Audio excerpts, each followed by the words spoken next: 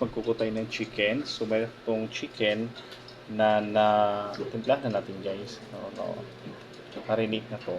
So fried chicken gagawin natin. And then dito naman sa kabila mayroon tayo na flour at saka ano to, mixed flour and cassava flour. Yan. Coat lang natin to.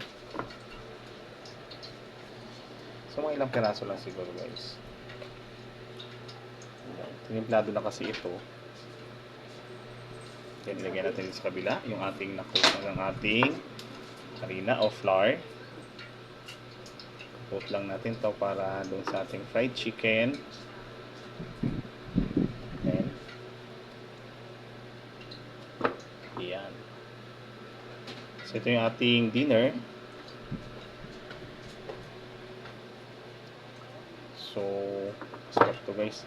Tasted na ito namin na chicken, na fried chicken. Ganito ang pag-marinate namin ng aming breaded chicken. So, sabihin natin to. May bilangan na dito, naka-apat na tayo. So, nagpasan na natin ng isa. Pagpasan natin ng isa ba para maging 5 pieces yung ating fried chicken.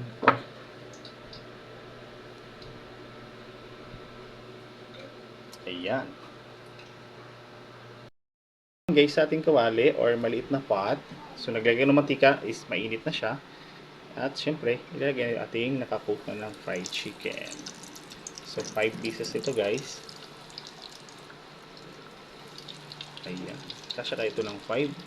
So hindi natin pipercide. So 4 lang ilalagay natin sa ating cooking pot. Chicken guys. So dito naahon ko na itong iba. So ito last na itong nakasalang guys, isang piraso sa ating dinner. So i-ano natin yung ating chicken guys kung juicy ba yung ating chicken. Ating chicken guys. Open natin yung ating chicken. Mainit. Ayan o. Oh, juicy siya guys. Ayan o. Super crunchy.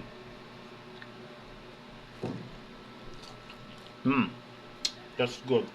At hanggang dito na ating for today's video guys.